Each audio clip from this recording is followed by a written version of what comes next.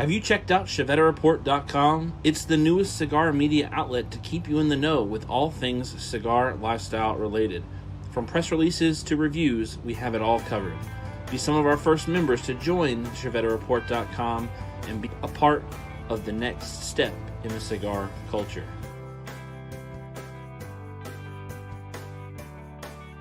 ChevetteReport.com.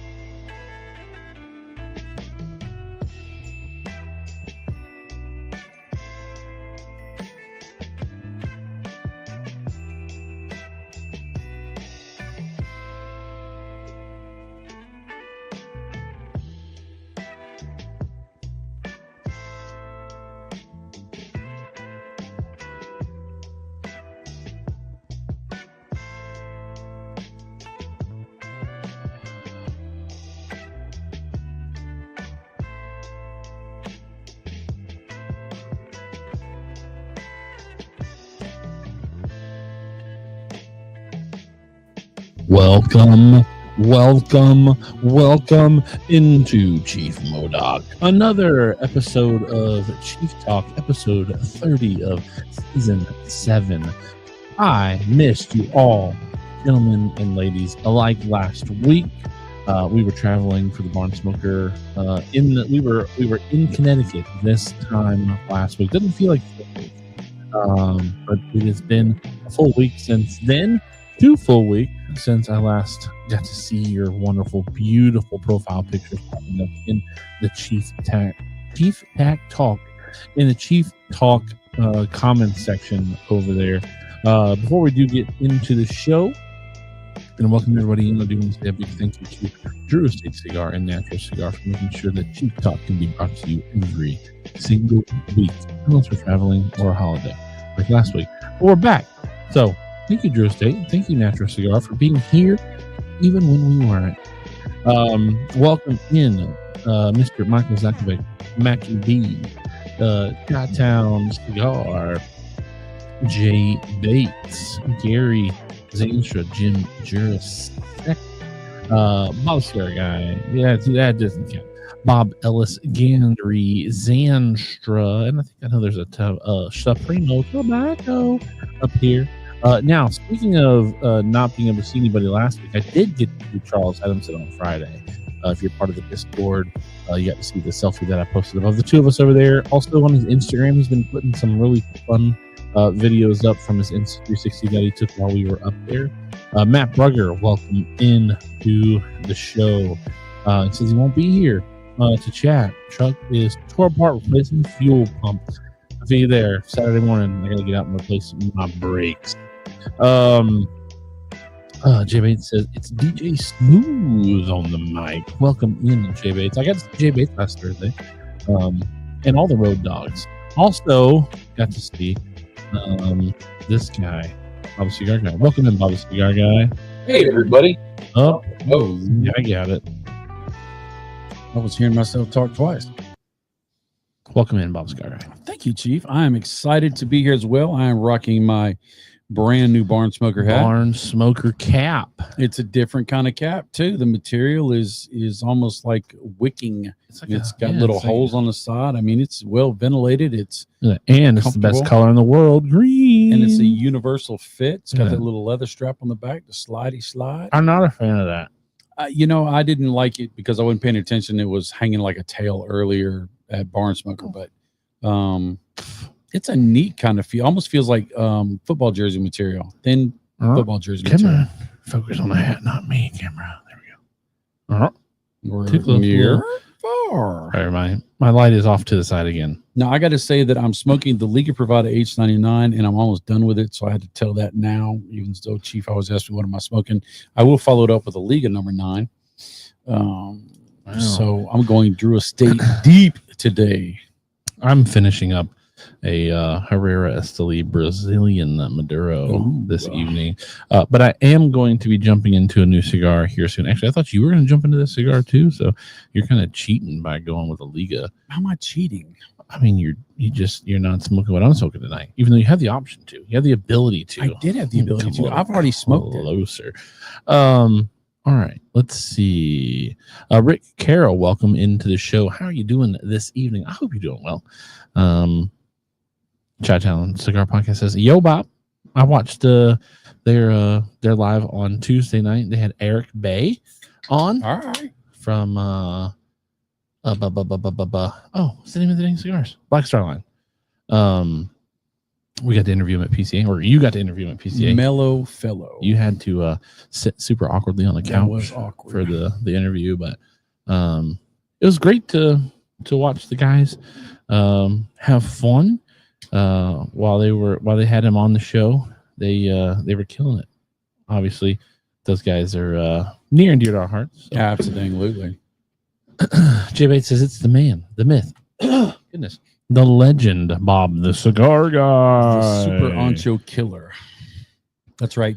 Me and Jay Bates did smoke a Super Ancho. We each had our own, but I did not bail on him this time, so I'm now 1 for 2. Mac Bergson says, I've been enjoying seeing Bob Ellis's first week of school pics. Yeah, he the first day of school, he had a Van Halen shirt on, and the front of it said, "I don't feel tardy." That's funny. Great. I thought that was great. That was funny. Michael Zakvik says, Bob Cigar Guy, Team Green. Speaking of the Team Green, Team Blue kind of sort of situation, did you see on Facebook this week that Fabian has joined the full-on polo khakis team? I saw, but those khakis are khaki adjacent. They're not the khaki material. They're not that Khaki's a color, not a material. Yeah, it is, but it's not. And up north, khaki is what you start your car with.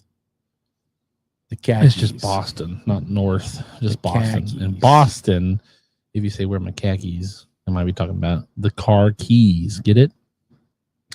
Mr. Bob the Cigar Guy, how did TSA feel about your checked baggage, or did they check your other baggage? I hate checking baggage. It took 4 dang ever.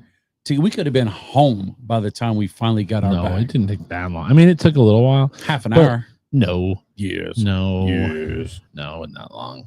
But that's the thing about our airport, though, is it's so dang small. Like, to be able to get things moved from one spot to the other, there's not enough people. Like, when we did Vegas, like, that's the thing, is because our airport's so small, it's easy to get from the airport to baggage. In Vegas, it wasn't that it was quick. It was just from our airplane to the baggage claim, it was a long enough wait or a long enough walk to arrive the same time that our baggage did. So it really wasn't the end of the world. It wasn't the worst thing in the world. No, but we absolutely needed it. Yeah, we did. You guys took a bunch of stuff from Barn Smoker, right? You mean the stuff you have sitting behind you? No, the stuff that I'm actually trying to say that you got a giveaway coming up. The First Lady has a giveaway coming up. Yeah, you see how he does me? Lady. You see how he does me? I try to get the man some props, and this is what he did. Throw me under the bus. Beep, beep, beep, boom, boom. Right back over. Now, I will tell you, both editing people, I use the term loosely, one editor and one guy who's the goofy trying to do things for the First Lady, will both be working Saturday.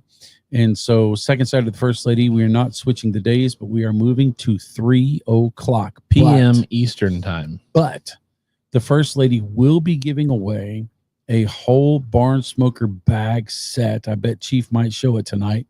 And the a set of the entry I did not sign up for that. Dude, you got to show that bag. That bag is a dope bag. New Barn Smoker. I have not. So I don't think anybody's asked me about it yet. But like, where's the Barn Smoker footage? I haven't had time to do the Barn Smoker footage yet because I started a new job this week, and I've been dedicating all of my waking hours to that or my family. So hopefully, depending on how long it takes me to get my breaks done on Saturday, I'll have a video up for next week for the Barnsburger recap and stuff for Instagram because I shot stuff for both. I just haven't had time. I have had time, but I've spent that time sleeping. I was tired, man. We didn't get home. Okay, so speaking of traveling, I am going to miss some comments here because I am going to go into full monologue here. I want to know, what are you smoking? What are you drinking? So please do put it in the comments if you haven't already. All right, so traveling back from the Barn Smoker was not a nightmare, but it was not as smooth as it has been in previous times. Now, last year, travel for Barn Smoker was a little hectic. I didn't go to Connecticut last year. Connecticut was perfect. Right. I don't know what was different. Yeah. Anyways, because you finally took all of the the suggestions that I've been wanting to suggest forever, and you put them into practice when Mom went. See how he throws me under the bus, yo. All right. So, Kentucky we drove, but it was after the hurricane, so it added another 2.5 hours to our drive because it shut down most of our route on the way there and back. The traffic on the way back was terrible. We were supposed to fly down to the Florida Barn Smoker last year, but our planes got so delayed that we weren't going to be able to make our connecting flights. And so we had to rent a car and drive, and it took like 9 hours to get down there. That was fun. And the driver's seat was super uncomfortable. And then we had to drive back after, working a weekend at the Barn Smoker. So this wasn't that bad, but on our way back, we got in the airplane from Connecticut, got out onto the tarmac area, not onto the runway, and then they parked us because there's some protocol where they have to send all of the information of people who had gotten on board the plane and all the bags and stuff.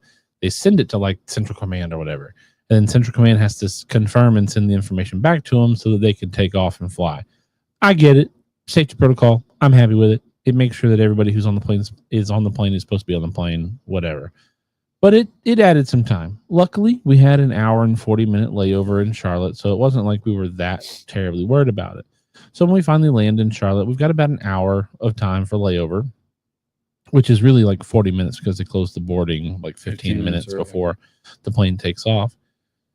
So we didn't land as far away from our connecting flight as we normally do. So it wasn't nearly as long of a walk to get from one terminal to the other in Charlotte.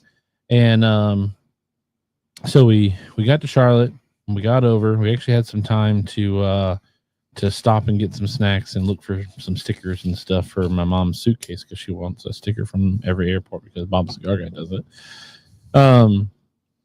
And so we get over to our gate, and about 25 minutes or so before it's time to start boarding, the lady comes over there and she's like, "Hey, we're going to push the boarding back 10 minutes because the plane's too hot. We're going to cut the air on the plane, and we'll get you guys going." 10 minutes comes again. "Hey, we're going to push it back another 10 minutes because the plane's still too hot. We're going to push it back a little bit more." 10 minutes again. They're cutting on the plane. They're finally going to cool it down enough for you. So we're going to start boarding in 15 minutes. All right. So guess what? We start to board. It's been an extra 30 minutes, but we start to board the plane. Small plane, 2x2. 2 rows on one side, 2 rows on the other. And it's just such a short flight. I mean, literally, once you get off of the runway in the air and land in Greenville, it's like 17 minutes. It's a super short flight. You go straight up. You go back down. As soon as you reach cruising altitude, he says, "All right, we reached cruising altitude. Now we're going to start to descend." It's literally that. It's the fastest domestic flight in the country. So we get on the plane, and it is noticeably hot. I mean, it is warm. It's like 90 degrees warm. It does not feel great. Here's my cigars over here on the flight, my Tupperware containers. Hold on. That was loud, too. Sorry, I was taking a Bovida pack out of them earlier. I guess I didn't push them far enough back. So we get on the plane. It's like 90 degrees. I mean, it is hot. It is hot. And so we get on the plane, and everybody's on the plane. And then the captain comes over the speaker. He's like, "Hey, we got to turn the plane on." Like, we got to actually fire it up. I'm thinking, no wonder the air conditioner didn't do anything. It's like if you sit in a car and you just press the power button or you turn the key forward just one and then cut the air on, all it does is just circulate air, right? It takes air from inside the cabin and moves it around, or air from outside of the vehicle and moves it around. It doesn't do any conditioning at all. Like, so they've been blowing air in this thing for 35 minutes without the plane being on. No wonder it took so long for the plane to cool down, because it didn't cool down. It was hot. It was hot as balls in there. And I'm sitting next to this nice lady who had come in halfway through the boarding process, and luckily for me, she's a very small lady, so I got to actually sit in my seat upright, because the flight from Connecticut to Charlotte, I sat in the middle of two people, and one lady was very kind to lean up against the wall, and the other guy was just a rude douchebag who fell asleep and snored the whole time and kept his arms pumping in. Colorful content you have tonight. Sorry, it frustrated me, because I didn't want to be that guy that like bumped his elbow, but I thought about it a couple times, especially when he was snoring in my direction. Anyways, nothing a couple episodes of Shrinking couldn't help. So we get on the plane, and it comes. We've been sitting on a plane for like 10 minutes. I'm like visibly sweating down my face. Like, I have beads of sweat coming down. I'm having to wipe. Now, luckily, that morning before we had got 20 people, we continued the streak. 30 out of 30. I was worried. I was watching it. And back down. Right back down. It's all right. We hit it. That's all we care about. This is a Charlotte video. So we're sitting there, and we finally start to move, but as we're moving, like the air temperature is not getting any colder. I'm usually somebody who does not like putting the air vents onto me. Every time I did that for the first few years of flying with doing our content stuff, I always got sick. I know they say they filter out the air and all that stuff in airplanes. I think it's a bunch of bull crap. I always got sick, so I usually don't put the air on me, but I had no choice. So we finally get off of the ground. It's hot. We get up into the air. It's hot. We get to cruising altitude. It's hot. We descend. It's hot. We land. It's hot. It stayed 90 plus degrees on that plane the whole entire time. Now, thankfully for us, it's not a long flight. But being cramped up next to people you don't know, I'm sure for you guys, you and mom sat beside each other. It was nice. You guys can make jokes and whatnot about being sweaty or being hot or whatnot. I'm sitting next to this little lady. I'm like, she probably thinks I'm like gonna, pass out over here. I'm breathing hard and I'm sweating or whatnot. I was trying so hard to not take up more space than I was, but also try to fan myself. It was kind of nice. She was fanning herself, and every once in a while a waft would go my way. It's like, oh, that's nice. And then that plane didn't offer Wi-Fi. No. So it was like stewing. It was nothing to do but to just stew on the plane. So all right. Let's see. I missed a lot of comments. Chi-Town says, congrats on the new job. Thank you. It's been fun. It's been a fun week. Cigar Pop, welcome into the show. How are you doing? Bob Ellis says, it looks like a cool job, Chief. Congrats. It is a cool job so far. Thank you, Gary. Charles Simpson says, all my flights were on time. That may never happen again. Our flights on the way up were great. Aside from the little bit of a snafu with Will McFall. That was hilarious. He carried himself as such a gentleman, though. Charles Adamson said, Delta software was even working right. Got all the notifications for boarding in my checked baggage location on my watch. J-Bait says, Chief just throwing stuff around like he owns the place. Charles Adamson says they have share power, but it won't keep a plane cool in the hot sun. It didn't cool anything. They wouldn't share nothing but hot. Sure. Shrinking is shore power. Oh, sure. Mac Bergen says Shrinking is a great show. I love it. I think it's the funniest I've ever seen Harrison Ford. It is a fantastic show. The language is pretty colorful, but like if my daughter talked to me the way that Jason Segal's daughter talks to him, I think I'd flip a lid. But Harrison Ford in that show is absolutely fantastic. I'm only watching it. I was going to sit and watch it today because today was my day off of the week. I was going to sit and watch it today. I was like, no, I'm going to keep this as my airplane show. So I can't wait until November when I can pick back up and watch more. I don't know. I might cave and watch. One weekend at a bar and smoker with the road dog changes a man. Such language. You're not my mom. I did say that. What you do is have the air blow right in front of your face, but not on your face. Blows the germs away. Oh. Chief stew with a side of sweaty balls. So yeah, it was definitely a trip to easily forget. But we got back home not too late. And the thing that kind of sucked was my wife had called me earlier Sunday morning and said that her car wouldn't start, that it would cut on and it would cut right back off and it'd do a bunch of ticking noises. I'm like, oh man, I gotta diagnose this when I get home. Then they have all of our planes and everything gets us pushed back 90 extra minutes. It's like, come on, man. So I get home. I finally got home like right at 8 o'clock. Checked the parts stores. They all close at 9 o'clock. Ended up figuring out it was my wife's battery. But new vehicles or newer, because she is a 2020. At least Ford new vehicles. The battery's not just right there accessible where you don't have to take any cowl panels off or any other panels off or whatnot, and it's just a negative and a positive terminal. My wife's car does not have just a regular negative and positive connection. The negative connection is a regular connection, but the positive, there's a whole entire circuit board. It's not circuit board, it's just wire board that's on top of the battery that is all directly connected to the positive terminal. So I had to figure out how to take all that off, get it out. Finally, about 8:36, got everything out. Headed to the parts store to see if they could test my battery. Get it to the parts store like 20 minutes before closing. Luckily, parts store's not too far from my house. They hook it up and it says, this battery is so dead, we can't even do a test on it. I'm like, fine, give me a new battery. Batteries are not cheap. They've never been cheap, but batteries aren't even close to what they used to be. I think the last time I bought a battery for my truck, which is a normal, it's a bigger battery, but just a, normal, I think I paid like $100 for it.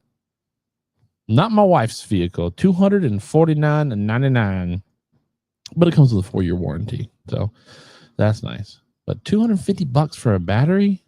Come on. So I got it, got home, decided, okay, I'm going to spend the last, 20, 30 minutes before my kids have to go to bed because they started school on Monday. See how their weekend was because I've been gone all weekend. Now I talked to them. I'm a responsible dad. FaceTime is available. So I FaceTimed them every day. We talked. But it doesn't beat quality face-to-face time, especially before they, Jackson started 3rd grade. Ember started K5. Shepherd was on his 2nd week of daycare. So I just said, I'll put the battery off until later. So stayed up with the kids till about 9:45, almost 10 o'clock. And then once I got them to bed, had to go out, put the battery in, remember where all the connections went, put everything back together, test the car, make sure it worked, make sure it cranked. It worked. It was the battery. Thank goodness. And then closed my little eyes to get ready to get up and go to work. Well, then Monday on the way home from work, I've been needing to change my brake pads for a while. I will take the blame there. I've been needing to change them, but they got so bad on the way home from work that my right front brake, I was all the way on the floor and still rolling at about 2 miles an hour. So that was fun. So now I've got to do that on Saturday. How about you, Bob Cigar Guy? Oh, life is good. I'm just sitting here listening to the travails of Chief. No, I got home. I scheduled it to where I had a day off before I had to go out to work. So Monday I was off. And so I did some running around. I did some emailing. I did some other stuff, some channel stuff. And then Tuesday, Wednesday, Thursday, went to work. Them cars need to be getting out. So I've been busting hump, working lots and lots and lots and lots of extra hours. That's about it. Living the dream. Charles Adams and I worked at a German automotive German automotive manufacturing plant for 8.5 Did years. you really? Same flow says I had to change my battery as well a couple weeks ago. 5-year-old battery seems like 5 years is the cutoff for those batteries. Yeah, and that's the thing is like our car was 5. It turned 5 in our possession in March. It's a 2020, so I guess technically it could have been like 5.5 when we got it because they released the 2020 models at the end of 2019. I don't think it was on the lot for that long. Could have been. I don't know. So it was time. I mean, I'm not going to sit here and complain that we didn't get, the most of the use out of our battery. It was just kind of inconvenient. I'm gone over the weekend. I'm starting a new job the next day. It's $250 for our battery. Now, that's the part I don't get. Why is it so dang expensive for a battery? But I'm sure. You need it. Because you need it. Right. They can make batteries last 20 years. I believe Right. that. They just make sure that you have to buy them over and over again. Batteries are crazy expensive and only going to get worse with tariffs. A lot of those materials come from China. I did not buy the battery at a dealership. I bought it at a O'Reilly's Auto Parts. Val Chavez, welcome into the show. How you doing? Hope you're doing well, my brother. Mac Bergen says Rebecca's old car, you had to take off the air intake to jump the oh golly. No, I had to pull back the whole entire cowl panel, which is not like, or one half of it, which isn't like unexpected for me because BMWs it was that way. But I don't ever remember on top of the BMW battery being an entire board. They're that way now. Of stuff. But with this, I mean, it really wasn't that hard. Like once I watched a YouTube video on it, and it really wasn't hard to get it off. It just took time, and I was against the clock. That was the worst thing, is it wasn't like it was hard. It was just I was under pressure for time because I had to get to the store. I had to buy a battery because my wife needed her car to take the kids to school. I had to take Shepherd to daycare, and I didn't want to. We didn't want to have to all pile in my truck. We can do it. My truck will seat 3 in the front, 3 in the back. It's not the most comfortable ride in the world, but it works. But it was just the time thing, and I wanted to be able to have her car. And then Monday night my truck kind of goes kaput with the whole brake pad situation. So very blessed, very fortunate to have people in the family who allow us to borrow cars in short period. Now tomorrow is going to be not that fun because we do not have the ability to borrow a car. So tomorrow I have to get up super early with my wife and kids and take them to school, then go take Shepherd to daycare, go home, get showered, get dressed, do my hair because I can't wear hats at my work, and then go to work and then work all day. Well, it's not all day. Work my shift and then go pick up Shepherd, pick up my wife and kids, take them home, and then take my wife and my oldest and myself to our church, and we're doing a back to college packing party where we're making these gift pouches of stuff for the local college right down the road from our church. So, and then Saturday morning I get to wake up and do my truck. So a lot of stuff coming down the pipe from me. But the great news is I think for the first time in a long time, I have smoked more cigars this week than you have, Bob Cigar Guy. No. Yeah. No. Yep. No. This is like cigar 20 or 21 for me this week. So you ain't smoked that many. I don't know. Maybe not, because I smoked a lot at Barn. You didn't smoke near as much as I did at Barn Smoker. No. Not in the past 7 days. This week. This week started. Even if you started on Sunday, you smoked 1 cigar on Sunday. Yeah, no, I've only smoked half a dozen, if that, this week. That's what I'm saying. No, if we're including Barn Smoker numbers, I mean, I put down some cigars on Barn Smoker too. Like this year is the most I've ever smoked at a Barn Smoker. Maybe not the most, but pretty darn close. Let's see. Keith says, you got it done, though. Yes, I did.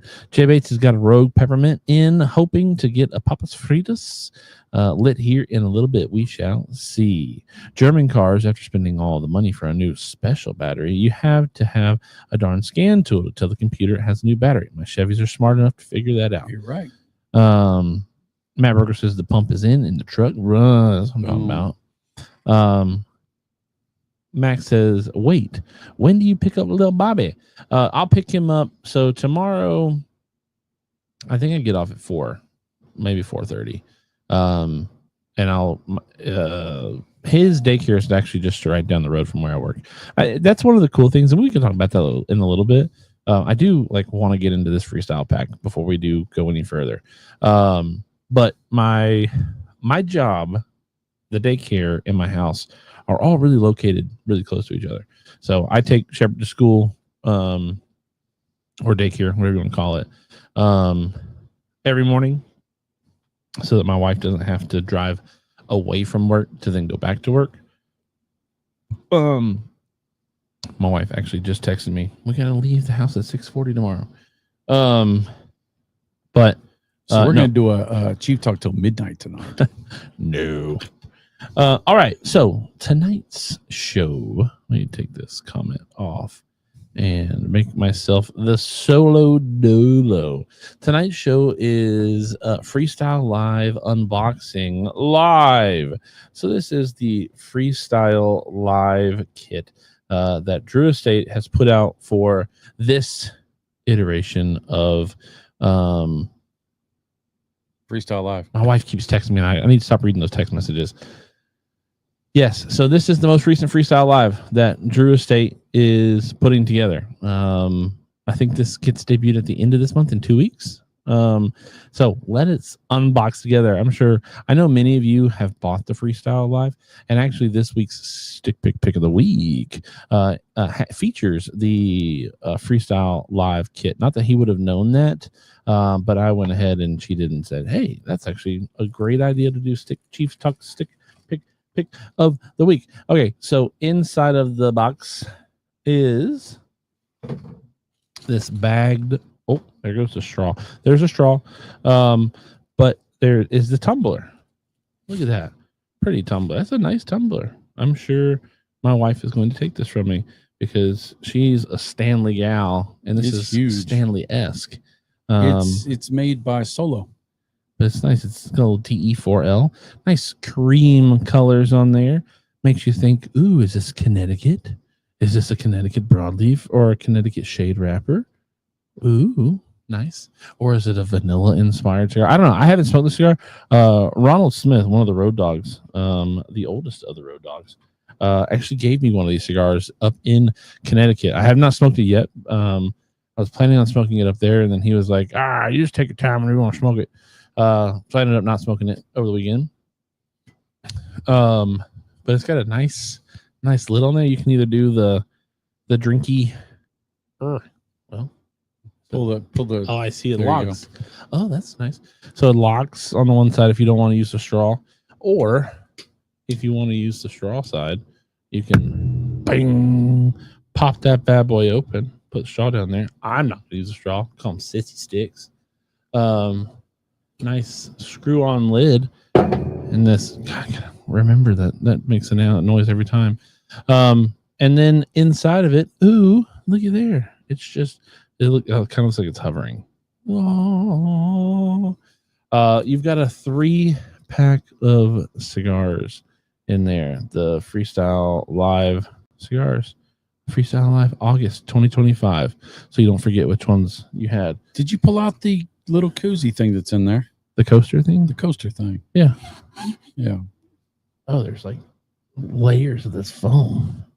Yeah, it kept it centered so it didn't get jacked up.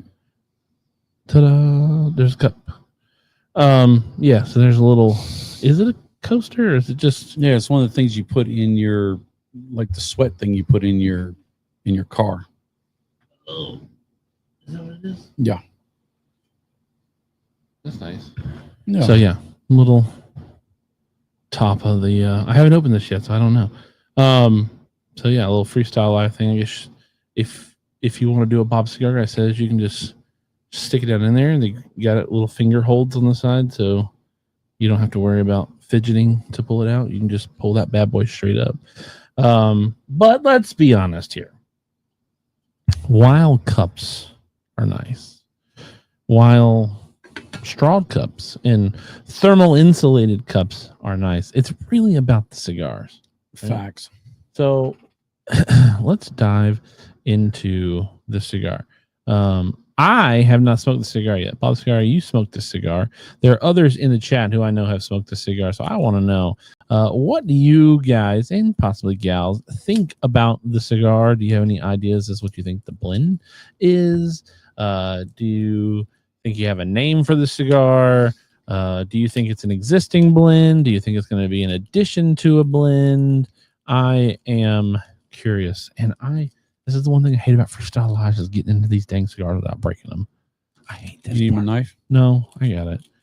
But this is the worst part of Freestyle Live sticks for me. I get why they do it. You got to keep the cigars together, keep them safe, product packaging, whatever. But I hate the double plastic. Ta-da. Got it. Bob Cigar, you smoked the cigar. What do you think about it? I liked it. It would be what I'd call a shade plus. Shade plus. Okay. As far as trying to dive into what the blend is or diving into if it's existing this and that, that's just not. I enjoy being surprised. So I really don't try to dissect it. I just try to enjoy it. One of the things I said in the video I did was that this is the chance to have the most pure cigar smoking experience. The band, nobody's going to be buying it for the band. It has no boxing. It has no story. It doesn't even have a country that you know where it comes from, that you can have biases. You literally have to smoke the cigar to see what you like. It's nothing but the tobacco in you and a little bit of glue. And I really like that because the tobacco in you and a little bit of glue. That'll work. So I did a boo-boo. I'm going to have to open up another one. Crap. Are you serious? So I was going to do a cold draw and completely forgot that I was going to do a cold draw because I need to be well informed on the cigar. So the initial smell of the cigar, very grassy. Don't get my cigars. Putting your sniffer all on it. It smells a lot like hay. I mean, it literally smells like sticking your head in a hay barn.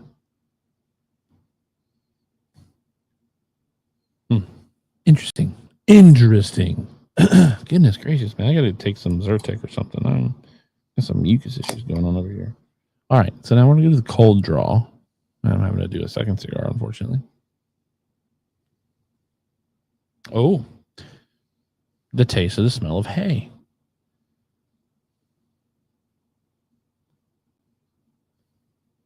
Unlit. Untoasted. So now are you going to sit that one down and then finish toasting the one that you toasted up first?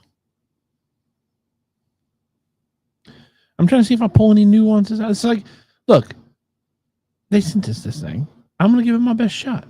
I'm not a cigar reviewer. I'm going to give it the good old college try. That wasn't my question. You toasted one. You sat it down because you want a cold draw. So what I'm asking, are you going to just sit that one down because it hasn't been... Yeah, I'm going to put this one back in cellophane so that I don't just leave it out and about. I'm going to probably, as long as this cigar doesn't suck, I'm going to probably smoke it again.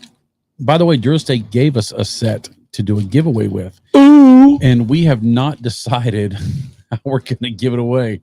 So I'm thinking I'm going to lean to Chief and let him figure out if he wants to do a Chevette Report giveaway or something else giveaway or something like that. You done?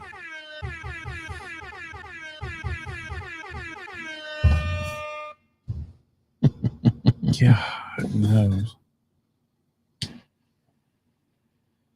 Charles Adamson said it smells like alfalfa, which is a fancy kind of hay. Or it's a little rascal. Oh, that's funny. Foot smoke. Very light. Very light. Jimmy J says, hey there, everyone. I have bought this set, but have not tried it yet. Planning to share with my two buddies this weekend. Jimmy J, Jimmy John's the man who makes subs. This is my first time trying it, so I'll let you know what I think. I could be wrong, but I thought when they did the Freestyle Live for this, I thought they said it's a new line / brand, not an extension or addition to an already line. I saw somebody say, Izzy said it's not a UC shade. Gary Brooks says, I think it's a 10-year Underground Shade. Steve Harvey, what up? Family Feud. I haven't smoked it, but my guess it will be a CT Nica Rustica.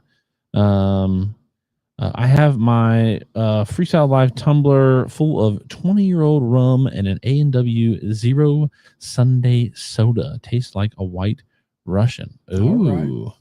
Wife stole my tumbler as soon as she saw it. I had to buy another one. That's funny. Keith E says, man, I haven't smoked the Drew Estate in ages. Not my jam anymore. Oh, man, I hate to hear that. Give him another shot. See if you miss your former love. Ronald Smith is not the oldest, just the most seasoned. Speaking of Connecticut Barn Smoker, I just used the last free HF Harbor Freight batteries I got during the Connecticut Barn Smoker 2 years ago. Dang. That's funny. All right. So, does the Adobe Rustica have a pigtail? The Adobe does that? No, neither of them have a. Mm-hmm. They have they shaggy foot, or not? They're closed foot, but not shaggy foot. Sniff the foot. Nah. Then I smoked it, and I think maybe a Herrera shade. Like always. Who knows? And we'll all be wrong. No, so that's kind of one of the things that I loved about like Freestyle Live in the first few iterations of it. I tripped up my feet down here. Too many dang wires. You're struggling today. Just too many dang wires. Need a bigger studio. Gotta start charging more for Chief Talk every year. Originally Freestyle, it was kind of fun because it was like, ooh, is this an addition to a brand? And then kind of being told, no, it's not an addition to a brand. It's going to be a whole new thing. Like, I get it. Like, you got to continue to push stuff out. As Drew Estate, cancels blends, they've got to bring blends back in, right? So in the last year, they've killed off Herrera Miami, the Norteño, Undercrown Sungrown, just to name a few. And those ones all hurt me because those were all ones that I really enjoyed, really loved. So maybe it is a Herrera Connecticut. I think the Herrera, like everybody has been saying, it's going to be a Herrera. It's going to be a Herrera. It's going to be a Herrera for the past few Freestyle Lives, the past 2 years or so, because we expected a Herrera 10 because of 10 years of Herrera Estelí. Right. Because they did the UC 10 for 10 years of the Underground Maduro. League of 10. It's kind of like, well, no, the League of 10 is not a 10-year anniversary. So, yes, it is. I don't think it is. Yes, it is. I don't think it is. No, I don't think so. I think you're wrong. Anyways, so let's get into this thing.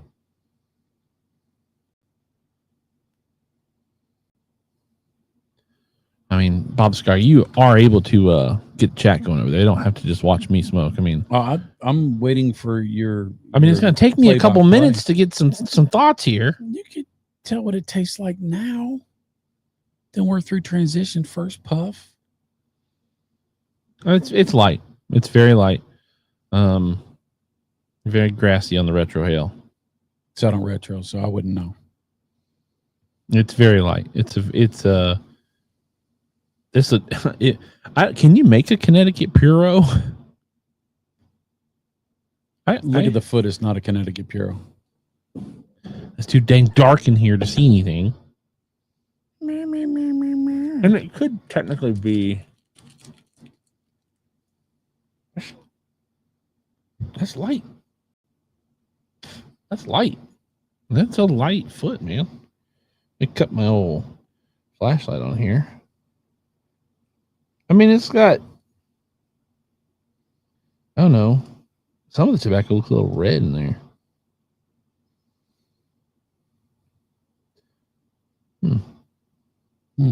He said, It's not dark by any stretch of the imagination. There's nothing in it that's dark. Yeah, but it could be a Carrojo.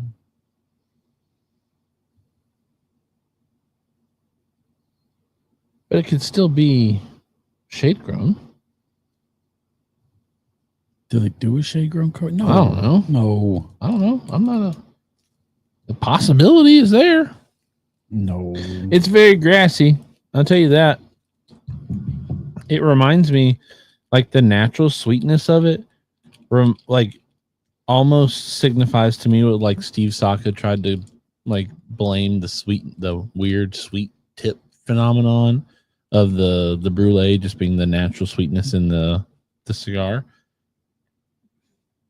This to me tastes like a natural sweetness in a cigar. Like it tastes. Oh, this is giving me like light pipe vibes. Really?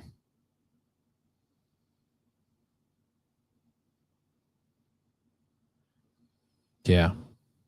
This is giving me like somebody walked by with a pipe and has a really light, airy smoke in there. This is not. You said medium on this? I said shade plus. I mean, this is You're only a quarter of an inch in. No, you're right. And blend shade. This is very grassy. I like it. I dig it. This is a cigar that I could if this becomes obviously it's going to become something. But right now that I'm in the business of selling cigars, like as a job, like I sold some cigars yesterday to a dude. Dude came in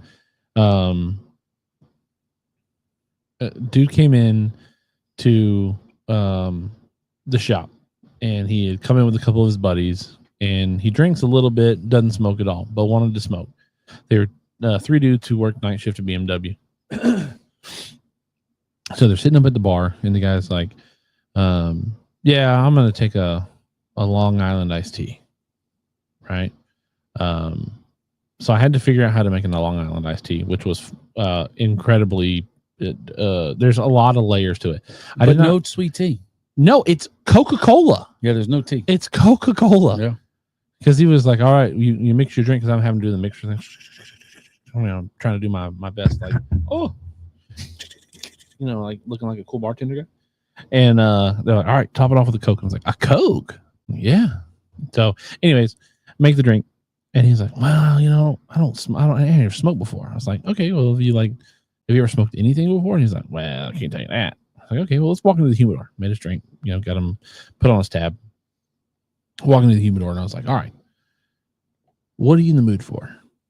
Well, I don't even smoke a cigar before, and I don't really even know where I want to go. I was like, all right, there's 3 ways that we can go. We can go light smoke. I said there's 2 ways we can go. And then I said, no, there's actually 3 ways we can go. There's 3 ways. The first way is we can get a super powerful cigar, get you straight into the mix where you're going to make yourself sick. So let's not do that.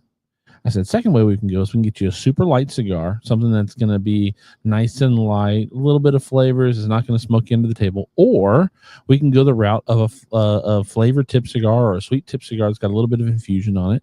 And, you can get some nuances out of it like coffee or tea or something. He's like, oh, let's do that. I was like, okay, let's do that. So fortunately, at my cigar shop, we have a few options of cigars that are a sweetened tip cigar. It's 2 brands. Can you tell me the 2 brands, Bob Cigar Guy? I would say Drew Estate. Hey, 1 for 1. And I would say Tatiana.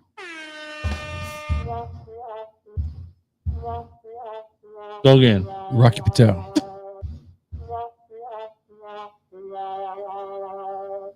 Infused? Yep.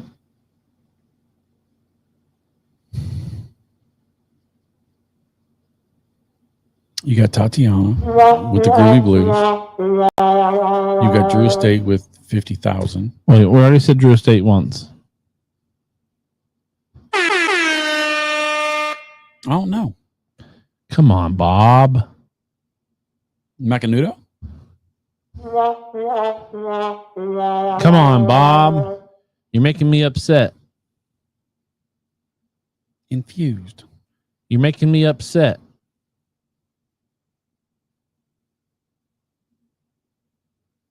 I don't know.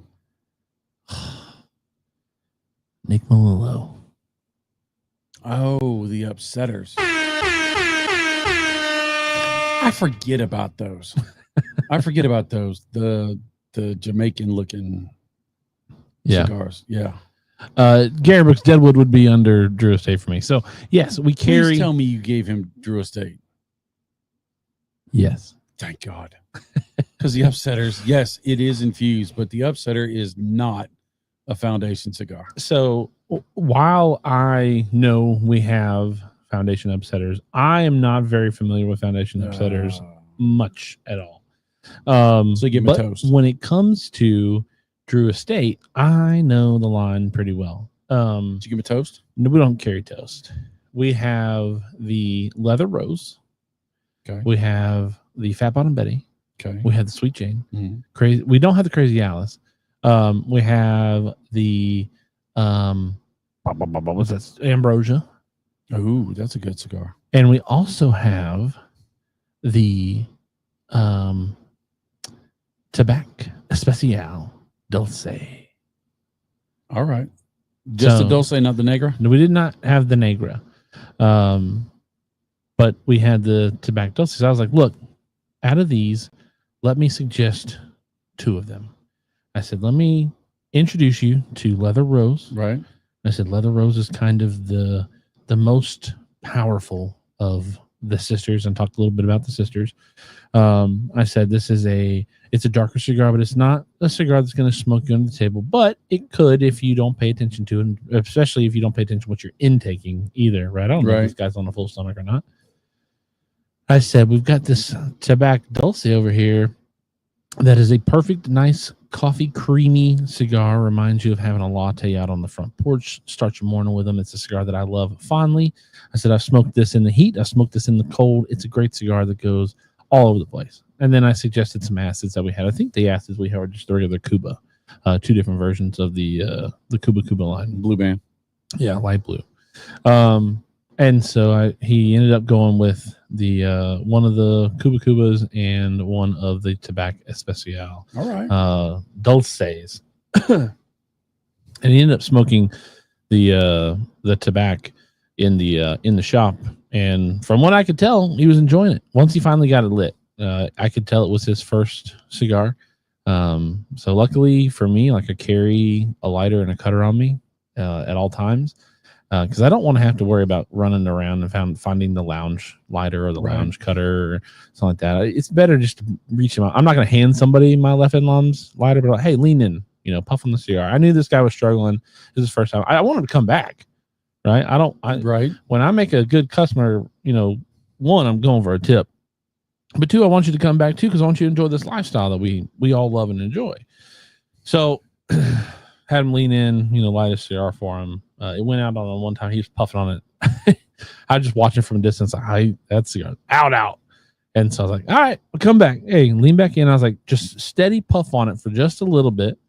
Give it 2-3 minutes full of steady puffs while you're talking and whatnot. Don't inhale it. But if you keep it lit for a couple minutes, you're gonna be able to take a puff every few minutes and keep this thing going. So it looked like he ended up enjoying it. He ended up giving his acid to a guy who came in not too long after he had come back out of the humidor. But I hope I steered him well. But this cigar, now that full circle, get back to why I even started talking about that. This cigar at the moment is a cigar that I would definitely suggest to a new smoker. So far. We do have cans of butane around the premises that we can use. He did not lick the cigar. He did not use my cutter either. He used the lounge cutter for that. Golly. Now, one of the weirdest requests that I did get yesterday was, hey, this guy's coming in. I want you to go to the back, get a plastic cup, put a napkin in it because he likes to spit. And all right. It's like, oh, I don't think I've ever been in the lounge before with somebody who like spits while they smoke. I mean, I understand, like I've spit while smoking a cigar before, but I've never, like, I'll get a drink or I'll swallow myself. I don't ever. Usually new smokers spit because they're not used to the nicotine content. But once you've been smoking for a while, usually you don't do that anymore. Ooh, I dropped my ash right on my finger. You were just having a great technical day. I'm doing fine. Smacking your microphone. I mean, I have smacked it like 4 times tonight. Dropping everything. That's what happens when I take a week off, is I forget my surroundings. I don't know, I also feel a lot looser because I've been having to wear collared shirts, and 2 of the days they were tucked in. So like I feel like I'm it's the first time I've worn a hat all week. You're free. I don't like the dress code. I don't. I get it. I completely get it, but I'm not a fan. Wearing collared shirts, no hats. Pants isn't the worst thing in the world because I'm in an air-conditioned area. I'm glad you're wearing pants. I'd obviously prefer to wear shorts. I mean, if you walk around in a Speedo, you're going to draw a different crowd. Ron says, yeah, what is that? I don't need to spit when I'm smoking inside, but when I'm smoking a cigar outside, I had to spit. I think it just has to do with necessity. Like, if you're in a situation, like if you're indoors, it kind of just like your body overrides and says, oh, you don't have to spit while you're inside. Just swallow your spit or drink a drink. You're outside, it's like, oh, I have the ability to spit. Fair. Gearbook says, I never spit anytime unless I'm doing something dumb like siphoning a chemical. I mean, it's not I don't know. I think it's just an outdoor thing for me. Like if I'm at my buddy Jamie's house on Wednesday nights, we're sitting on the porch smoking whatever, I'll spit every once in a while, but I don't think I've ever had the urge to spit while being indoors anywhere. Like I've never had the urge to spit while being in the studio. Now, speaking of outdoors. But I also drink drinks. Speaking of outdoors, what was your take on last weekend's Barn Smoker? Man, oh man, I'm so glad you asked me. We've been doing Barn Smoker since I think 2017. Our first Barn Smoker was in 2017. 2018, we went back to Kentucky as just a solo Barn Smoker. 2019, we went to 3 Barn Smokers. 2020, no Barn Smokers. 2021, no Barn Smokers. 2022, all 5 venues, 4 Barn Smokers, 1 Savage Feast. 2 days each one. 2023, 3 Barn Smokers. 2024, 3 Barn Smokers. And, well, I did 2 last year. You did 3. And then this year, 2 Barn Smokers, 3 events. 2 days in Connecticut, 1 day in Florida. So we are pretty well versed in our Barn Smoker knowledge, experiences. Yeah. That's a better way to put it. There's a word I'm looking to, like a Rolodex almost. Not a Rolodex, it's something else. Anyways, we've been to a lot of them. We've experienced them at, when they were Super Plain Jane, and we've experienced them at the total height of Savage Feast parties and all that kind of stuff with the 3-day events, honestly, because it was a 1 night for VIP or 1 day for VIP and then 2 days of Barn Smoker, and it was just total chaos and craziness with a lot of stuff. But this by far was the best flow of a Barn Smoker ever experienced in my life. We have Bob the Cigar Guy, myself, other volunteers who work at Barn Smokers, and the people who work for Drew Estate work at Barn Smokers. Every year, we always say registration could have been a little bit easier, could have been a little bit better. There were some things that probably could have flowed a little better if you'd have put this here, if you'd have done this there, if you'd had somebody here, if you'd had something over there. Honestly, I don't know of a single complaint other than Saturday being hot.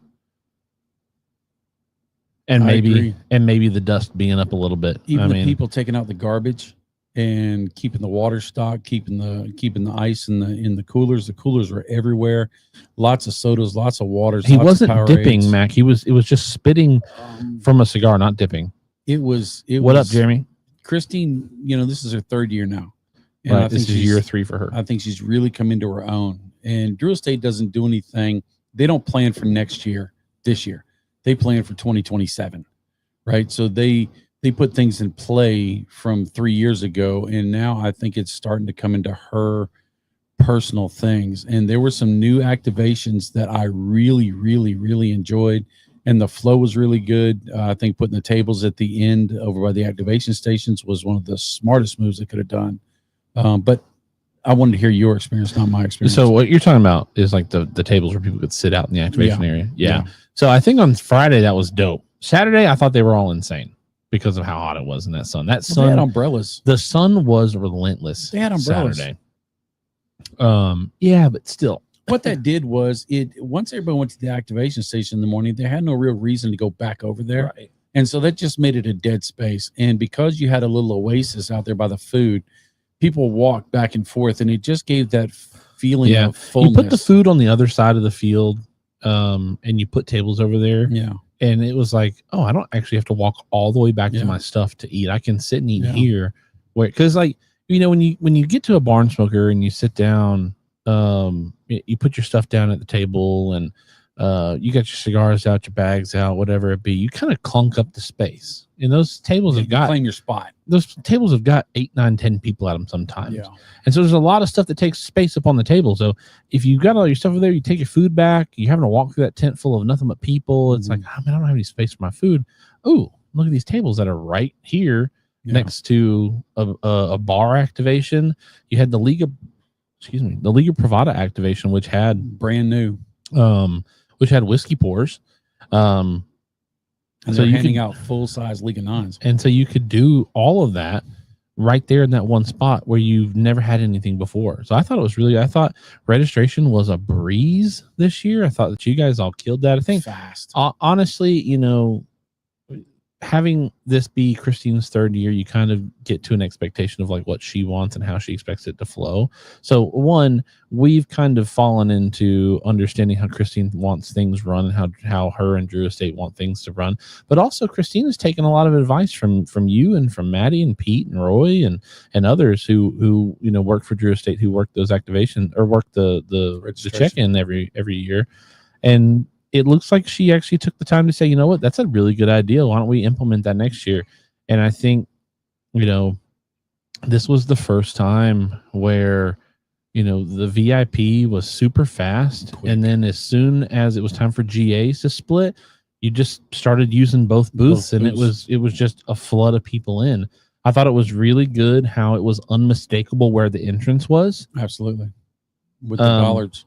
The only thing that I would say would maybe make a little bit more sense is to kind of block off or rope off the entrance into the tent from the barn section of the parking lot, because people were coming in and sitting under there waiting for the line to die down, and then the line never dies down. It's like, well, crap, now you got to go do your registration. It prolongs the registration process a little bit. But I would say this was 900 people through in an hour each day. Yeah, I will say this was the smoothest barn smoker to date.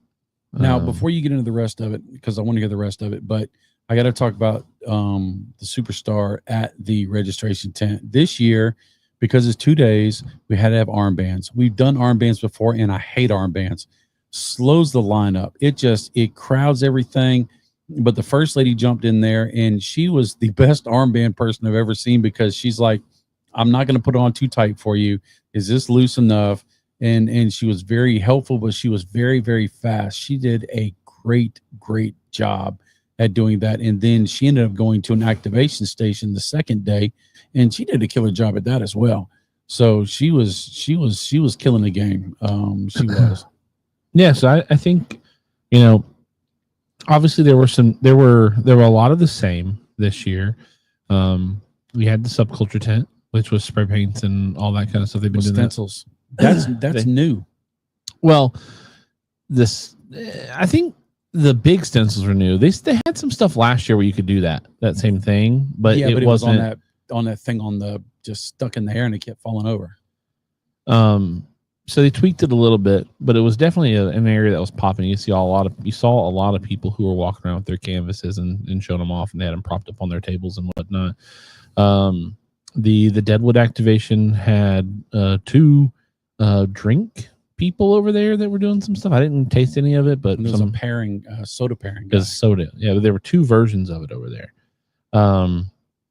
You had the underground rolling tent like normal, but this year, and they had the Pappy activation. It was nice to see Mark's picture up. Right. I actually went and hugged it when I walked by. But Emily and some of the Drew Estate crew were over there working that slinging out the Pappies. So it was nice to see that, you know, back and up and running after losing Mark earlier this year. I mean, we knew they were coming back. But now, there was a question earlier about what is a barn smoker? Well, this is what a barn smoker is.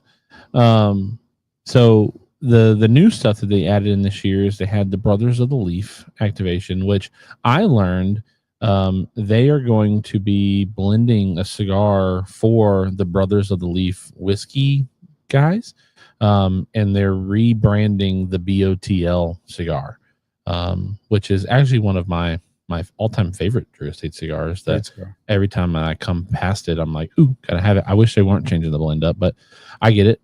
It's no longer going to be Brother of the Leaf BOTL. It's going to be Brothers of the Leaf cigar, which is in pair with the whiskey. So they were handing out samples of the second blend, and they wanted the feedback of everybody for both days of the Barn Smoker to say whether or not. I did not. I didn't either. So that'd be something we have to look for in Florida come November. But they had that. They had the Liga Privada activation, where you got you said Liga 9. I didn't see what cigar they were handing out. Yeah, it was a 9. I know because I'm smoking one right now. Oh, nice. So there was the Liga tent, which had Liga Privada number 9, and then they had a whiskey pairing alongside of it on the second end of the tent.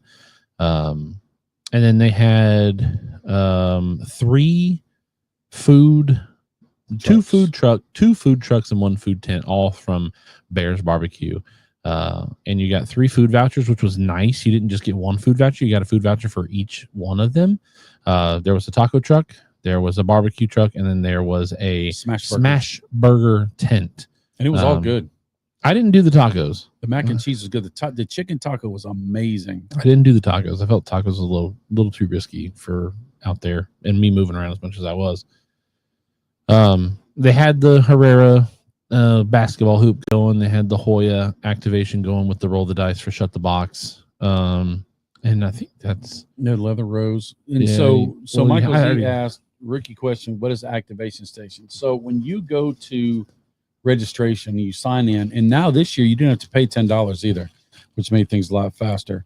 But you get all of these cigars. Now this is the Connecticut pack. Right. And the Florida pack will be different, but this is all chock full of Liga for sure. Duh. And a Liga A, and you get a Liga A in Florida as well. But then you get to take a passport, which is new, and you take a passport and you get to go to all these different stations and you can do things. And you also get a full-size Drew Estate cigar, a Herrera cigar, a Hoya cigar, a Leather Rose cigar, an Acid 20.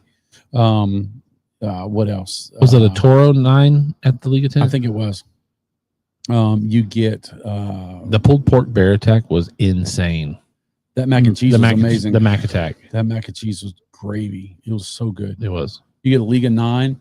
You get the Brothers of Leaf. You get. I'm missing a couple. There's Hoya, Herrera, Undercrown, Acid at Subculture, Liga, Pappy, Brothers of the Leaf. Pappy. I think that was it. And then if you're VIP, you get 7 other cigars. You got a box of Super Anchos, H99s, and you got your 3 coffins activations or ambassador cigars. Yeah. The Savage Feast, Cajachina, and the 20. Yeah. But that's VIP only, right? Along with the box of Super Anchos. Unless you saw Will McFall playing Santa Claus, and he would. I don't think he was handing out cigars though. I think he had some I think he had some ambassador cigars in his box. Oh, that's I guess that's a chance, because I know he was handing out, like, one of the things he handed out was a coconut tiki bra, like a bikini top. I know he handed out ducks. Yeah, he did. Also, if this was actually really cool, I thought this was really, really, really cool.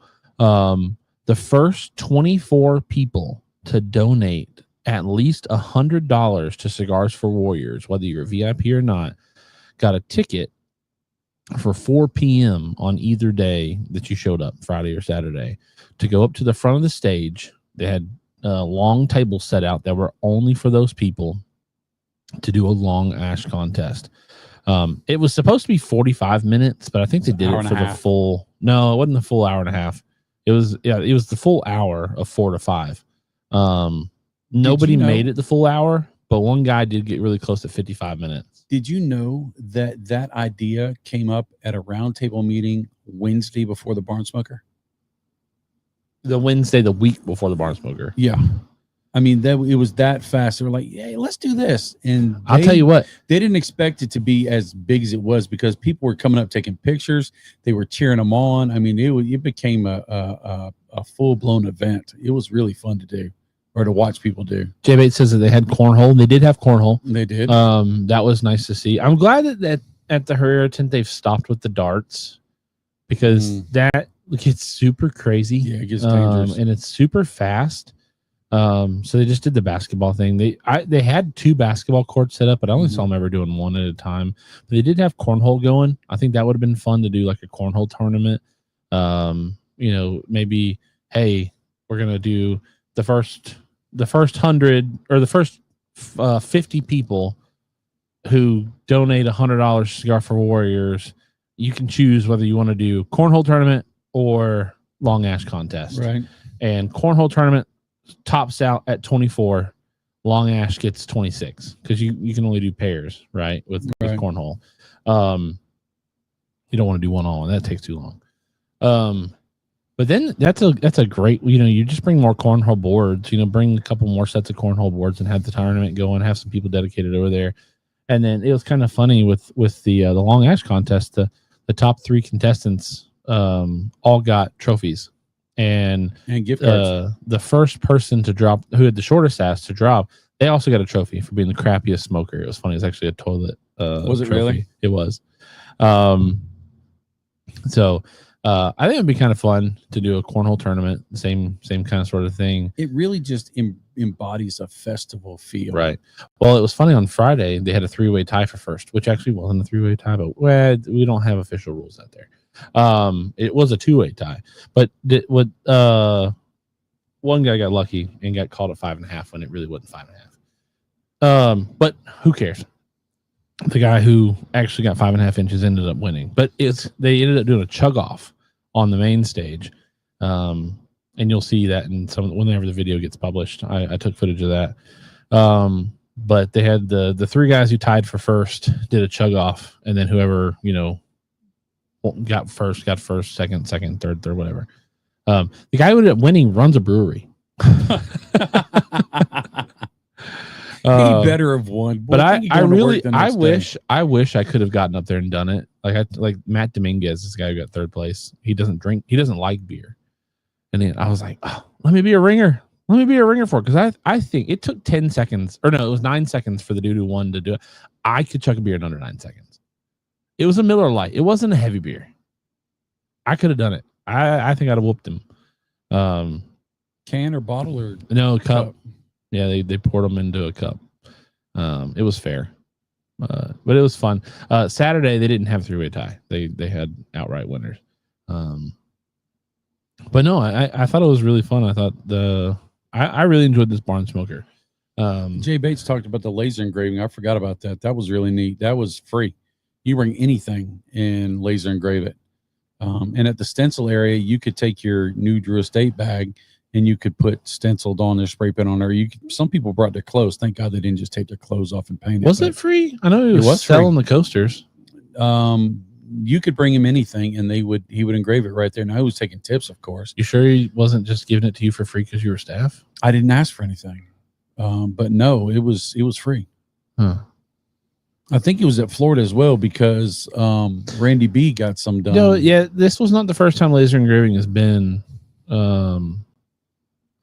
wasn't the first time laser engraving has been at a barn smoker, because I know there was at Florida last year for sure. I don't remember if it was in Kentucky or not. So last year I only went to Kentucky and Florida. I don't remember if it was in Kentucky, but I know it was I think it was in Kentucky, because the guy, it was next to the guy who was selling the wooden ashtrays. I think you're right. They also, again, they brought out Calibri. They were out there slinging deals, selling great humidors, deals. lighters, cutters, filling up free butane. I thought it was hilarious. One of the highlights of my trip was Jay got a Calibri lighter from Calibri this trip, and it was one of the lighters that had, like, the whole bottom twists to adjust, and he was trying to get it to light. It was one of these. Yeah, he was trying to get it to light, and it wouldn't light for him. So he brought it down to Miss Lori, who is awesome. We love Miss Lori. She's such a bright personality. But she looked at him. She's like, "Are you stupid or something?" She's got like that New York accent or whatever. She looked at him. She's like, "Are you stupid or something?" He was like, "What?" This is the whole flame dial right here. She was like, "You didn't adjust the light." He's like, "I don't have my tool to adjust it." And she was like, "The whole thing twists." So she looked at he was like, well, I am a little slow. And she was like, well, if you go to the bathroom later and need a little help, just call me and I'll come help you out.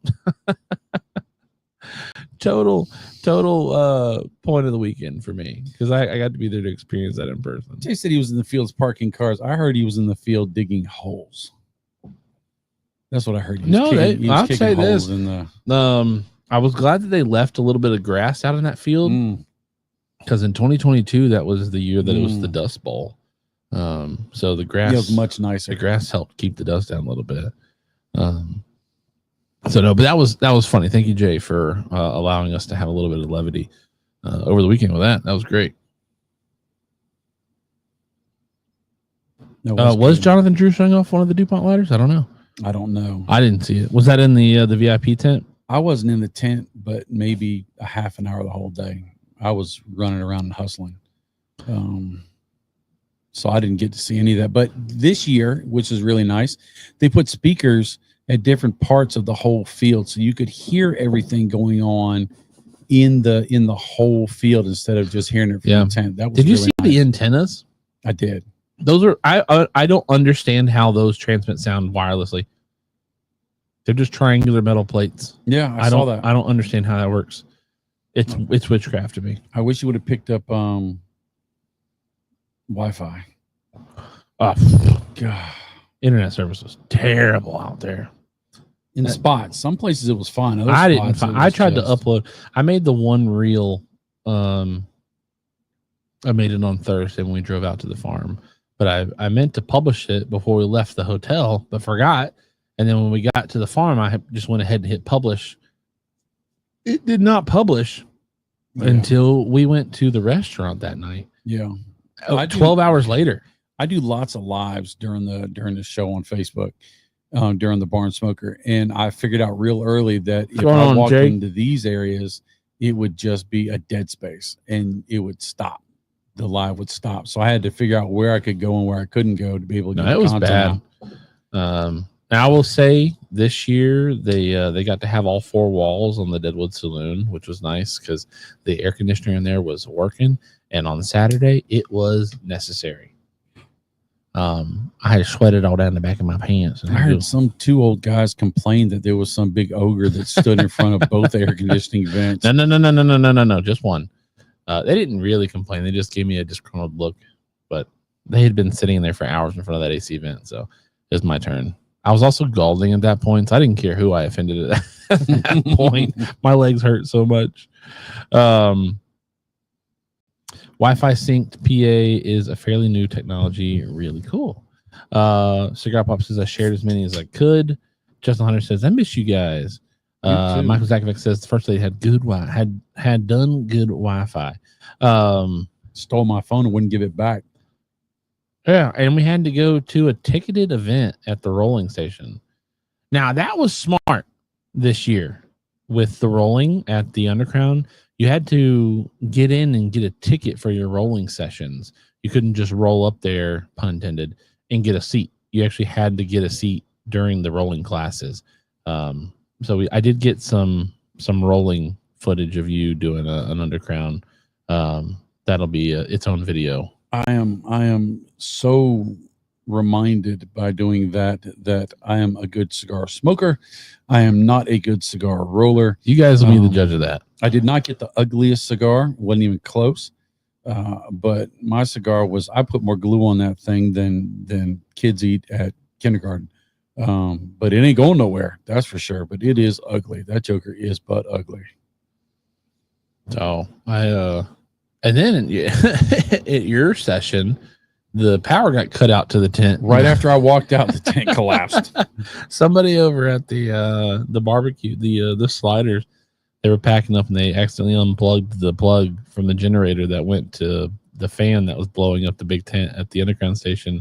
And I was over there getting my camera handle laser engraved, and I looked over and the whole tent was so I ran over. What can I do? It's like, I can't do nothing. What you gonna do? You gonna try to stand 20 foot in the air? Brianna Miller says that's how they did it at the Great Lakes Cigar Fest. Made it a super smooth process. the UC rolling tin. Yeah, it was nice. I thought it was super fast. The rolling ticks were great. First time I have been able to do it. No, I thought that was a good idea. Bob Ellis says I won the ugly cigar at Kentucky 1 year during my rolling session. I got on Friday I went over there and took some footage of some cigars, and there were some pretty ugly cigars getting rolled, but there was one dude I was like, wait a minute, I think you might have done this a couple times before, because he didn't like take the like you, Bob, were like rolling the cigar with both fingers slowly. Mm-hmm. This guy, he did the whole palm of the hand, roll the cigar, swoop, cut, pull it out, put the cap on, boom, done. Mm-hmm. I also witnessed one lady take the glue that you're supposed to put just like on that very edge of the tobacco leaf. Right. And she slathered the whole leaf with the glue. I tasted the glue, by the way. Henry is like, no. He went and got her another. Woo, them turds. Hold on. Let me make you solo. Look at them turds. Good night. This is a close foot. Woo, John Solis would be ashamed of your look at that closed foot. That joker is a hot mess. Little twisty cap. Good. Yeah. Night. Yeah. Maybe we should smoke them on Chief Talk in a month. They're gonna taste good. They're gonna taste good. It's an undercrown. Yeah, they have Eau de Bob on them. Maybe. Because that was end of the day.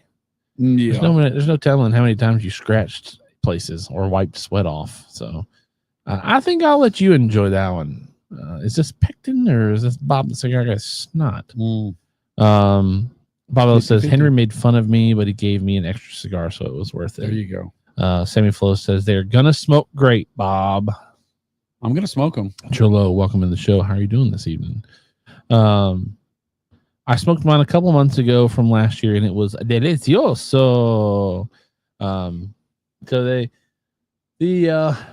So overall, really enjoyed the Barn Smoker this year. I think, I always enjoy Barn Smoker because not only do I go to Barn Smoker for the Barn Smoker event, I also go for hanging out and having fun with everybody. And I felt like this was, a really good year for everybody to just mesh and vibe and hang out.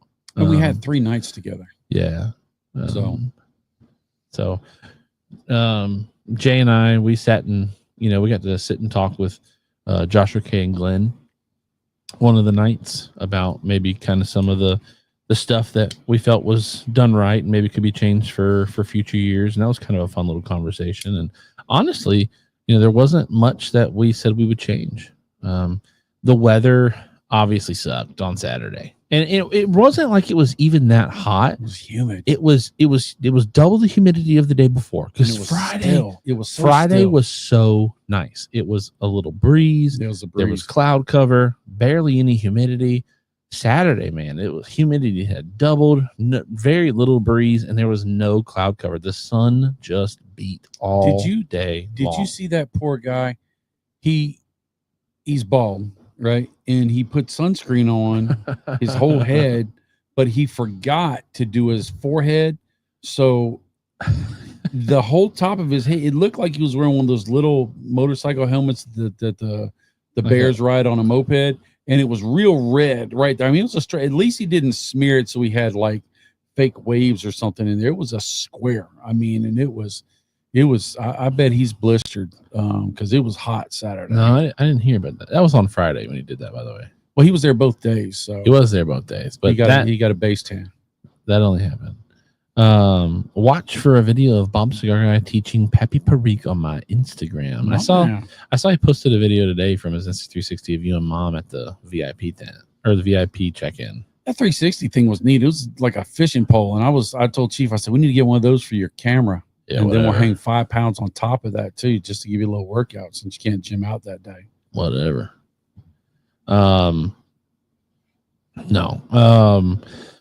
So yeah, Barn Smoker was great. Back to this cigar, the Freestyle Live cigar. I'm digging this cigar. I really like it. Did it get a little spicier? No. It's still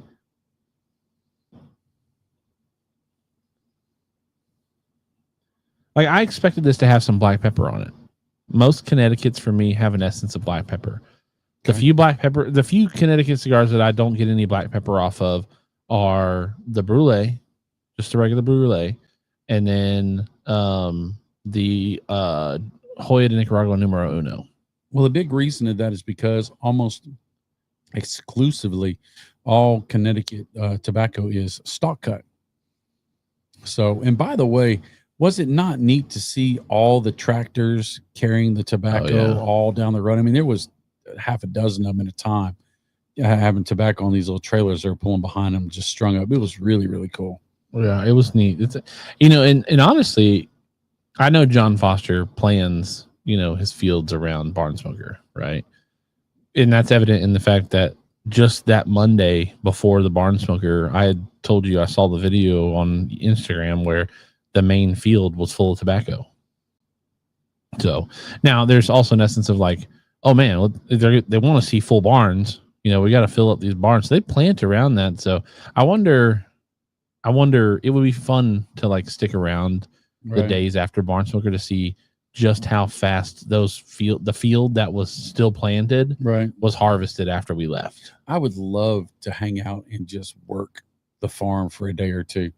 Go in the fields. They work fast, man. Go in the fields and cut some and then hang some up in the barn. I would love to the barn. I would love to do that. Mac Bergson, have a great week, brother. Mac, I missed you this weekend. Last weekend. I did. So, yeah, overall, great Barn Smoker. Overall, really digging the cigar. I mean, I'm only halfway into it, so I guess it could change on me. But I like it. I don't know. It doesn't have the Underground the Underground Connecticut for me. I don't smoke a lot of them. The only one that I really, really, really, really enjoyed was the Suprema, and they don't make that anymore. That was the Solomon Foot. Mm-hmm. And that one for me, even though it had a little bit of the black pepper taste on it, it had, because of that big Solomon Foot, it had a nice creaminess to it. You're talking about the double perfecto, right? Yeah. No. Solomon goes wide at the bottom and then comes down into a small little taper. Yeah, but it's got a real tiny tip. It's a Solomon, I told you. Yeah.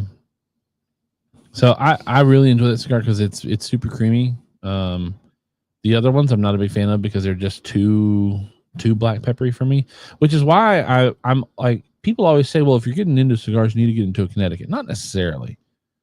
Some Connecticut's can really affect, like, you get into the black pepper and get really spicy on you. And if you're a new cigar smoker, you're not expecting that. It could really smoke you under the table.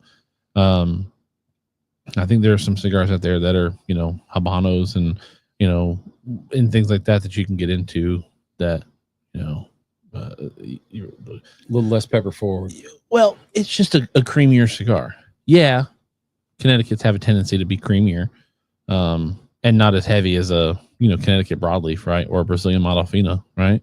But you know, this is a cigar at this point in time.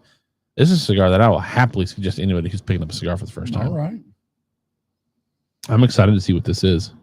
I really am excited to see what this is.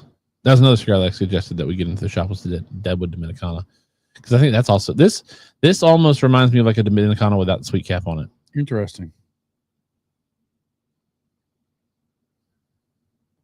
Cigar Pop says, well, guys, I have an early spot for an x-ray before seeing the surgeon to get the stitches removed. Enjoy the rest of your evening. Hey, and hopefully the recovery process is still going well for you. I saw your post today talking about getting a little bit of pain, but hopefully you're able to get through and get that and get those stitches out, and the road to recovery be even faster for you. Dan Burns, what up? Brianna Miller says, I feel like it's what would be if an Underground Shade had a baby with a Herrera Esteli. Interesting. So a light smoke with a depth of profile. I wouldn't say at this moment in time, I'm not getting something that's a complex blend. This does not feel complex to me. That's why I was willing to say earlier that I thought it might be a Connecticut Puro. What price point would you put it at? $9 at the top. $7 to $9. All right. It's light. The smoke is light. It doesn't feel heavy on the tongue. I'm not getting any kind of cigar bite. It's not affecting my tongue differently in different spots of my tongue. It just kind of coats everything. But it's very arid. It's very light. It's got a lot of smoke output. I mean, it's a smoky little cigar. I mean, it's not a Nica Rustica. But it's light, and I'm left with a grassy hay type taste. It's almost like a Candela without being too much of Candela. It's like Candela light, Candela-ish. Less chlorophyll. To me, there's not a lot of transitions, and I'm in. I'm halfway into the cigar now. I haven't tasted a distinct transition. Now I'm also doing a live show while I'm talking, right? Mm-hmm. So I'm not paying this as much of attention as I could be. I am smoking I am drinking a Dr. Pepper, and the Dr. Pepper does overwhelm my palate when I'm smoking the cigar. If I'm smoking a darker cigar or a heavier cigar, like Dr. Pepper, there you can taste the Dr. Pepper, but then you go back to tasting the cigar. Dan Chief is smoking the new Freestyle Live pack. But when I'm like, I just took a sip of Dr. Pepper.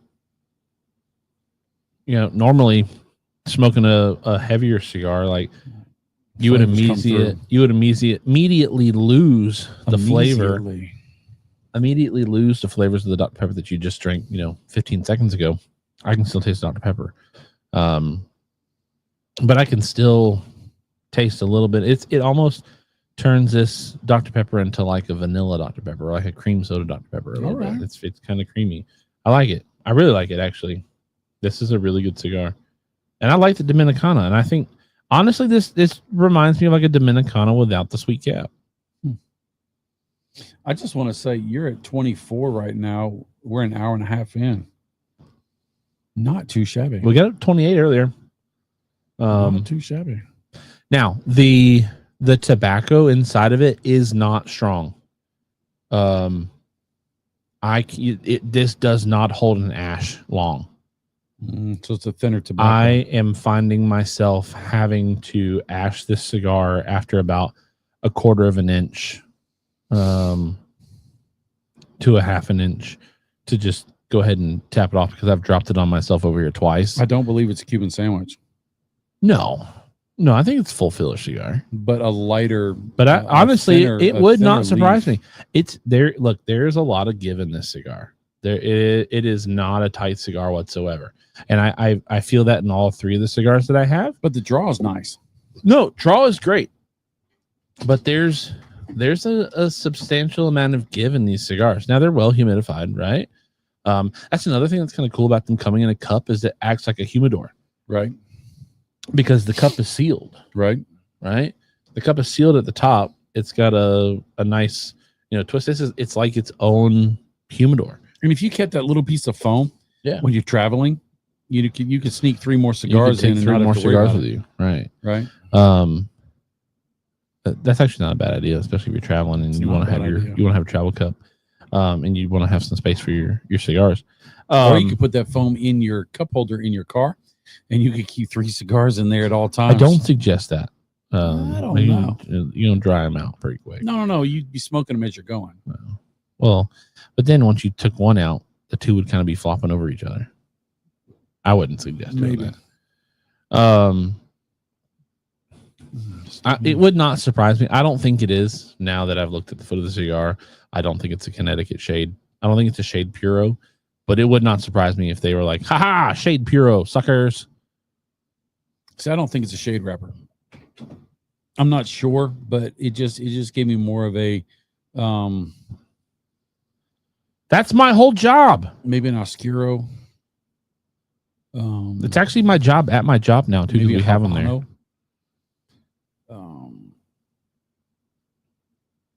The wrapper didn't look a little ruddy, so it's not a Colorado, but it just seems like a light, but it's not so light. It doesn't scream shade to me. I mean, but depending on the shade in the binder and filler, you could have a shade wrapper, which will give you that creaminess, but then you have some different beef in the middle of it that'll balance it out. But it just looked a little dark to me to be a shade. I mean, it could be a dark shade, maybe higher on the primings, which would give you a little bit more spice, a little bit more oomph to it, even though it's a shade. I don't know. I looking at the mascara line, right? It's thin. It's a thin wrapper. This is not a wrapper that you can abuse. It's not Mexican San Andreas, no, because there's no, or Cameroonian, because there's no tooth in it. Mm-hmm. It is thin. I mean, you can see that at the lines of the cigar. So it's not a broadleaf, that's been, weirdly stripped into a very light color. I mean, it's delicate. The whole cigar is really delicate, in my opinion. The fact that I think that it doesn't hold, you would not want this cigar to be a long ash cigar. No. I don't think it would hold the test. It wouldn't. I'm getting to the point again where I feel like I'm gonna have to tap off this ash again. But it's smoking very, very. I mean, it's not exactly like a laser burn or anything, but that's a great burn. A tiny mascara. It's a small, fermentation line. This cigar doesn't taste rushed. And I'll say that with some of the Freestyle Live cigars, I feel like as I've gotten down the cigar, I feel like I get a little ammonia kick on them, which would tend to lend to tend to believe that it's pushed out. It was pushed out a little too soon. The most recent cigar that I experienced that on was the event only cigar from Foundation that we got a PCA. Mm-hmm. And we had learned that a lot of those cigars got burnt up in the fire. And he said, well, these ones were saved. I don't know if they were. I think they were pushed out so that he had samples to give to people at PCA from H.A. Fernandez. But no, I did. I tasted a lot of ammonia in that cigar. I haven't smoked it yet, so. Well, maybe let it air out a little bit. Yeah, let it sit for a while. But no, this usually, and it's funny, usually with Drew Estate, I'm not a big fan of the Freestyle 6. And then the blend comes out, and I'm like, oh, this is nice. Like the Freestyle stick that I hated the most is a cigar that I love one of the most of, and that's the Undercrown 10. When that Freestyle stick came out, everybody talked about, oh, it's Mexican hot chocolate, blah, blah, blah, blah, blah. And I was like, I don't get any of that stuff. And I actually didn't like the cigar. Maybe my opinion was swayed a little bit by the fact that everybody tried to push Mexican hot chocolate so much on it, and I just didn't get it out of it. Not that I'm a cigar reviewer or anything. I think it was just a really fun way to market a cigar flavor, and people be like, "Oh yeah, I get that because I've never had Mexican hot chocolate in my life." It's kind of sort of the thing with me and that Alec Bradley Magic Toast. Everyone's like, "Oh, it's so great." I was like, "That cigar sucks." But I ended up really liking the Undercrown 10 a lot. Matt Scave says, is it a DE version of a Brulee Blue? I mean, that's what everybody said about the last one, the Dominicana coming out, because it was a sweetened tip, Connecticut shade wrapper. I don't think Drew Estate's going to try to copy anybody, even Steve Saka. Well, maybe copy's not the right word, but just have their version of that cigar, because possible Brulee and the Brulee Blue have done really well for Steve. Absolutely. And the Wagashi. Anybody, well, I wouldn't go that far. Love my Dojo boys. Love Saka. Don't love that cigar. Good, more for me. You look at your competition, whether you call it competition or not, it's competition. But you look at it and you're like, wow, that cigar's doing really good. What if we did something like that? So maybe the Dominicana was a version or an iteration of that, but this to me just feels like a really well balanced, and I'm going to say Connecticut shade. And now a lot of that comes with the fact that it's a lighter wrapper. It's very grassy. I say Connecticut shade. I think it's Candela light. It's just not a green wrapper, and it's not as heavy grassy as a Candela gets. I'm looking forward to seeing the Freestyle Live to see what they say. I like it. I like the cigar a lot. This cigar is chief approved, and I'm actually glad that I smoked this tonight because we have some at the lounge that I'm working at now. And somebody asked me on Tuesday, hey, what'd you think about the cigar? And I was like, I don't know. I haven't smoked it yet. I got one to smoke, just haven't smoked it yet. So now tomorrow when I go to work, I can say, have you smoked it yet? Because you should. It's really good. $40. Heck, those tumblers, you go to buy a tumbler, it's $40. Right. So I'm a big fan. I'm going to try to, I'm going to be trying to sell them. I'm trying to sell them right now. You know, go to your local humidors and find them. If your local humidors don't have them, there's some places that you can check the web for that'll have them. But do support brick and mortar if you have the opportunity to. If you live in Greer or Greenville or Spartanburg, come see me tomorrow. I'll sell you one. All right, Bob Cigar Guy. We are at that point of the show. Yes, we are. Where we say goodbye to everybody. Bob, would you like to say your farewells for the week? I got to tell you, I am so glad that we got to come here today and hang out with you. I missed y'all Thursday. Kind of. I was like, oh, we're not doing Chief Talk. But we're having a great time at Barn Smoker. I wish I saw all of y'all at Barn Smoker. I can't stress enough. The first day the tickets come out, get your tickets. Start saving your money now. You're going to get your money's worth just in cigars. You're going to have the whole event that's just basically free. It's gratis after that. So you really want to come to a Barn Smoker if you've never been to a Barn Smoker. Support Chief in his new endeavor at Cameroon. If he posts something up, share it. Right? That just helps him out a little bit. And if you ever get into Greer, stop in to see him. He'd love to see you and hang out with you a little bit and make your drinks. And you know, I'm looking forward to going there and say, hey, just put this on Chief's tab. Don't do that. I'm looking forward to that. Just put this on Chief's tab. I do have a nice discount though. So yeah, I'm looking forward to it. I love you. Have a great week. You deserve it. Absolutely. Chief, back to you. All right, everybody. Thank you all for hanging out with us yet again. It's been a nice time getting back into the saddle again over here on Chief Talk. Like Bob, I echo the same sentiments of Bob the Cigar Guy in the sense of saying that we missed you guys last week. There was a small like monologue that we had about what if we just did something live here pop up, and we decided, well, nah, not gonna do that this time. But it's good to get out into the cigar culture as well. It's good to be Chief out in the wild, and I am excited about this new venture. If you missed it, or if you're not friends with me on Facebook or Instagram, I did take a job that started this past week. Took the job a couple weeks ago, but I didn't start until this week. They reached out to me and asked me if I wanted to come on board. Part of the job is going to be slinging cigars and slinging drinks. I did 27 old fashions yesterday. It was Old Fashioned Wednesday, so You can barely stand up afterwards. funny. But the other part of my job is going to be an administrative position with doing events and doing content with him. So I really am looking forward to that part of the job. I actually hope that I can turn that into my main thing that I'm doing over there. I'd love to do that. Not that I don't love slinging cigars.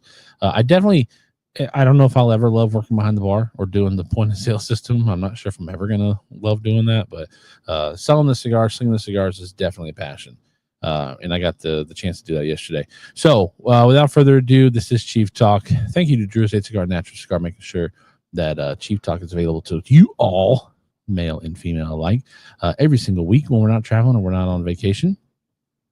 Thank you for providing us the opportunity, Drew Estate and Natura Cigar, to make sure that we can broadcast over the airwaves on YouTube and Facebook to the lovely 30-ish people every single week. And thank you all for hanging out with us. We wouldn't be able to do this if it wasn't for you guys who were hanging out with us every single week. I'm glad we were able to come back. Next week, we are back again.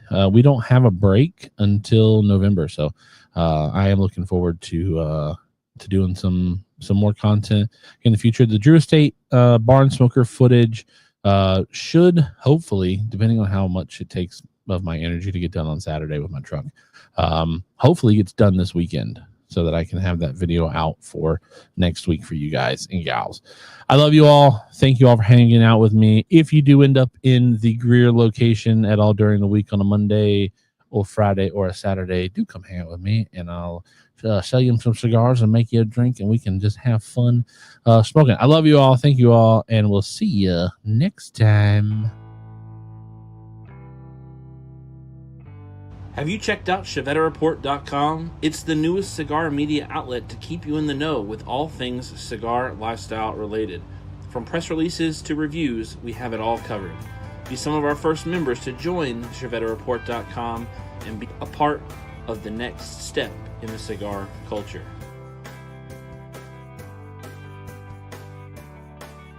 ChevetteReport.com. Wait. There's 18 people still watching. I did do Chief Talks stick pick of the week this week. So before the show's completely over, here it is. Charles Adamson won this week's stick pick of the week. None of you guys reminded me on the show about this, and I'm super disappointed in you, all 14 of you who are still watching right now. Charles Adamson, beautiful picture. I talked about it briefly a little bit before we started into the show. Charles Adamson's posted that nice poolside pic of his Freestyle Live tumbler. Now he's not smoking the Freestyle Live cigar in that shot. That's an Undercrown shade in the shot, but it does off to the right. If you see, it's got that beautiful green Chief lighter over there. So Charles Adamson won this week's stick pick of the week. If all 11 of you who are still watching want to know how to be a part of the possible Chief stick pick of the week, join the Discord. It's the second link in the description. Get over there, post your smokes, show us what you're doing, and we'll get out of there. All right, I'm really going to just hang up the string now. I love you all. Bye. Yeah, time to relax. Whew. Man, I am beat.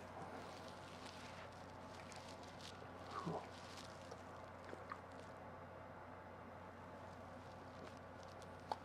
What are you doing? What are you doing here? Show's over. Go home. Go home. Show's over. What are you waiting for? You waiting for another show? This is a one-ticket entry. Go. Bye. Go. Go. Go.